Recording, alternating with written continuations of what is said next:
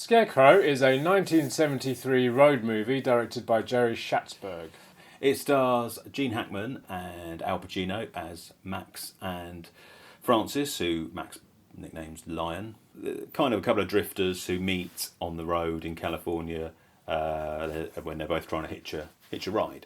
Initially, Max, is not interested in making friends or anything, but they eventually form a friendship, to discuss where they're going and what they're doing, and effectively Max is trying to make his way to Pittsburgh so he can open a car wash business, which is his lifelong dream. And we find out he's just been released from jail after serving 6 years for assault. Francis has just come out of 5 years in the Navy, and he's been at sea for a long time. So he's heading to Detroit to find his sort of ex-girlfriend and his child, who he doesn't know if who basically wasn't born when he left for sea, and he doesn't even know if it's a boy or a girl.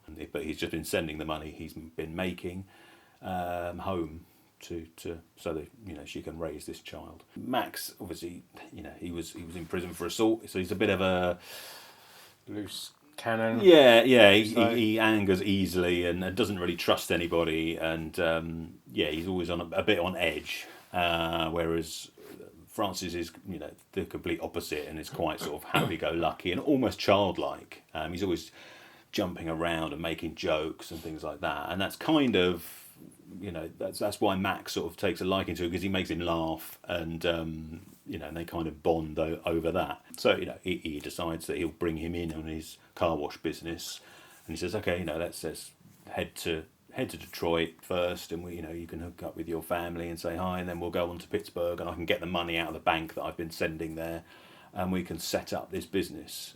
But it doesn't quite go to plan, as these things never do. So they head on the way, and they get into some trouble and end up in a work farm for a month, where some nasty stuff happens to Francis, and then I don't want to go too much into the plot, but yeah, so their relationship kind of changes a little bit. So this is a film, I chose to do this one time around, because I saw, we said a few weeks ago, I can't remember what film we were doing, so one of the things I sometimes do with films is I will find an actor that I really like, and I kind of go back through their career, because it's a nice way of finding films you haven't necessarily heard of, because not every actor is going to do, you're not going to have heard of every single film. No. Some of their early films possibly you haven't heard of, or obviously there were ones that just slipped by the wayside. And occasionally you turn up with some gems, and I think this was, who was it, Al Pacino or Gene? I think this was Gene Hackman, because I really like Gene Hackman. He's one of my favourite actors of all time. He's just so good. He's always and good he's in always, everything, really, isn't he? He's always, there are some actors out there that sometimes they're always that actor. They always feel like they're the same actor. Whereas Gene Hackman, I think he's a character actor, as is Al Pacino. I mean, you've got two great actors in this. No, I mean, I'd never seen a Pacino performance like this. Right. Certainly. Yeah. So. I also remember I saw an interview with Cillian Murphy, the Irish actor. I can't remember what show. It may have been Parkinson or something, and they were asking him, why did you become an actor or something like that. And he said he'd seen this film and he thought the performances in this film were so good. That's what made him want to become. So I kind of thought, I got to see this film and I tracked it down. And I really enjoyed it. I mean, it's one of those, it's kind of it's not the American dream. It's one of those films. There's obviously a lot of films that feature that kind of American dream. And this is like the broken American dream. It's people trying to get this great thing out of life, and they don't, because they're a bit down by the wayside. And I've always enjoyed films about people like that, but mostly the performances in this are just just gonna blow you off the screen, and you're just watching these titans of American acting. But they're not acting each other off the screen. No. They're both perfectly. Yeah, they complement each other just really well, and there's some really great moments in here. And I always remember reading an interview, or I read something about it once. There's this great scene at the beginning in a diner. So when they've just kind of met. I mean, the film opens up. The film looks beautiful. I mean, as you know, American scenery always looks great. There's a lot of, because they're kind of hobos or drifters, there's lots of trains in it. Yeah. I just thought trains look great on screen.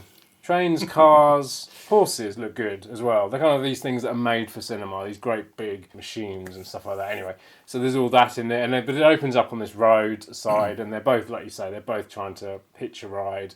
And it's just quite an amusing scene because they don't know each other and they're not talking to each other. And this van comes down at one moment and they both try and go for it. And of course, the van doesn't stop for either of them. So that's happened, and they kind of form this very quick friendship because Al Pacino offers Gene Hackman a light. Yeah. And kind of from that, they then kind of buddy up. And the next scene you get is them kind of arriving at this diner, and they do this whole. It's just one long take, and it's all. So you're looking at them down the diner, and they're sitting next to each other, and I think they ad-libbed quite a lot of it. And there's this poor extra who's the waitress. Who's kind of, Gene Hackman keeps ordering things. She's having to go off and come back and go off and come back. And there's a line he says to her, "Is this your first day?" Yeah. Which is completely ad-libbed. And it's clearly him saying, what the hell are you doing? And it's great because Al Pacino obviously holds it. But then right at the end of the scene, he says, what does he say? He orders I can't remember what he orders. He orders two things. And Al Pacino just breaks it and he just laughs. A beer and... a donut or beer something. And a donut, something like that, and he just cracks up, and it's like, right, you've got this far, and then it cuts, and it's just, that's this film really. It's just this, you kind of feel like a lot of it may be ad-libbed, or it's just, it's two great actors. I think was it Stanislavski? Is that there's like the method acting? These guys grew up in the 70s, so they kind of came out of that. I think they did sort of go out in character almost and went out begging. I think in the streets, right. Just to sort of get in character before they started filming. These are the kind of 70s American films I always kind of gravitated to. Well, yeah, when I was watching, I thought, I know why you like this because it's exactly up your alley. We've done Badlands, and My Own Private Idaho. And even The Last Detail, they're all quite kind of similar kinds of they're feels kind of to I suppose independent filmmakers who were writing films about characters that you don't see in Hollywood so much. The down and outers, the ones that kind of get left behind, and the hobo, and that kind of life that they live, which isn't great at all. But what's nice about this film, it gives them a bit of a heart. There's a heart and soul. And also, because I find this one's very similar to another film that came out a few years earlier, Midnight Cowboy, which is also about kind of two men drifting who find each other through strange, ones that I think John Voight is as a male hustler in that. Yeah. And Dustin Hoffman is like a con artist, and they come together in kind of similar circumstances, and they have similar relationships. And there's some other great people that turn. There's this wonderful scene where they go and they meet. I can't remember if it's his sister or I think it's just a friend. It's like a friend. Yeah. So they meet this woman that Gene Hackman has known, and she's also kind of in business with a friend of hers. Who has a bit of a liking to Gene Hackman, and she's a really great actress called Ann Wedgeworth. And she cropped up in a few films. She died a few years ago, but she again cropped up in a lot of these kind of independent films. There's a really great film she was in called Love and the 45. She plays, I think she's the wife of Peter Fonda, right? Of course, who died recently the other day. So and she's really she turned up in a kind of lot of and played quite similar parts. You hadn't seen it before. No, I hadn't. No, it's the plot is. Well, it's pretty simple, and you kind of almost know where it's going to go before it gets there because of the sort of film that it is. But no, I think it's it's just wonderful to watch Gene Hackman and Al Pacino. And like I said, I've not seen a Pacino performance like that before. No, he's like you said, he's very childlike. It's one of those films that's just a joy to watch. We obviously we did Badlands the other day, which I sometimes claim to be one of my favourite films ever. But I think I prefer this one. It's more playful. I just find it. I've seen this a lot. I enjoyed the company of these two than Francis than the characters in Badlands because they're not. Well, they're not particularly likeable, are they? Not really. They're not supposed to be. I suppose. Well, no, they're not. But yeah, we do spend pretty much the entire film with them. I'd had enough of them by the end of it. Whereas it kind of. The end of Scarecrow, it kind of is left a bit open. So, I would have liked to have seen more and found out more about what happened. Apparently, Jerry Schatzberg was trying to get a sequel made for a long time. Right, okay. Even up to a few years ago. Obviously, Gene Hackman retired about 15 years ago.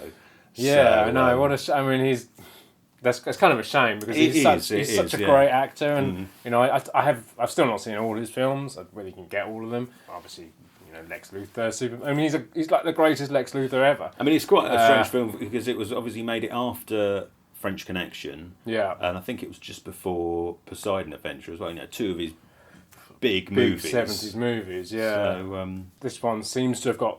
I mean, there's people out there that obviously know it. It's got a kind of... maybe not cult following, but it's quite a lesser known picture. Yeah, I mean, I think it flopped in the US when it was released, but I think in the rest of the world it did quite well. I think it was well reviewed and well liked, and I think it was in Cannes and it won. I think it won the top prize. Oh really? So, okay. I think it was just in its native US that nobody liked it for some reason. Or maybe because it was not the American dream. Well, it was possibly, the opposite of that. Possibly. Maybe they didn't like it for that reason. Like I said, I think it's a great film, and so I have it now. Just recently bought it. So I've been obviously, for ages I've kind of been scouring to get a decent copy of it, because I won't say where I saw it originally.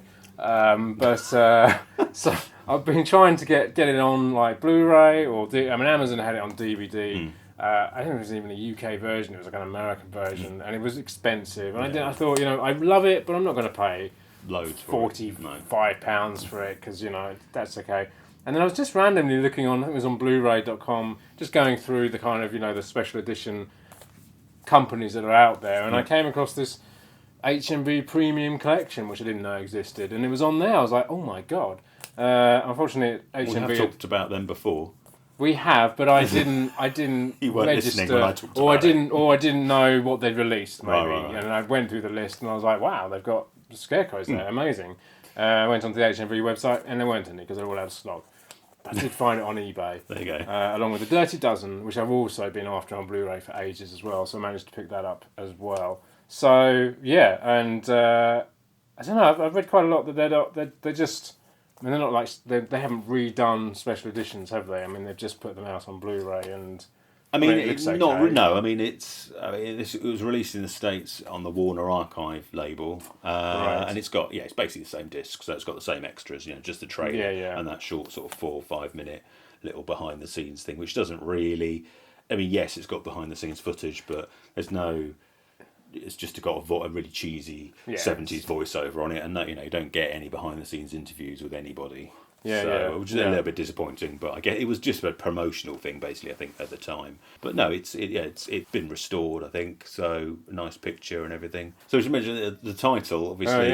Why is it called Scarecrow? Yeah, it doesn't really make a lot of sense. But near the start of the film, Al Pacino has it's like an anecdote almost, isn't it?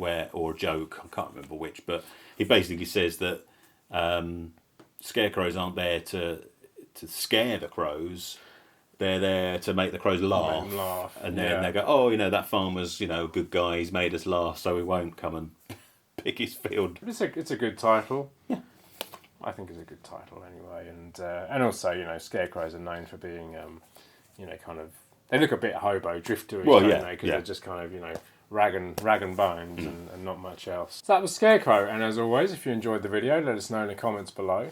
Hit the subscribe button up there if you enjoyed what you watched, and don't forget to hit the bell for notifications. There's some other videos to check out over there. Come and find us on Twitter, Facebook and Instagram, and join us next week for another video.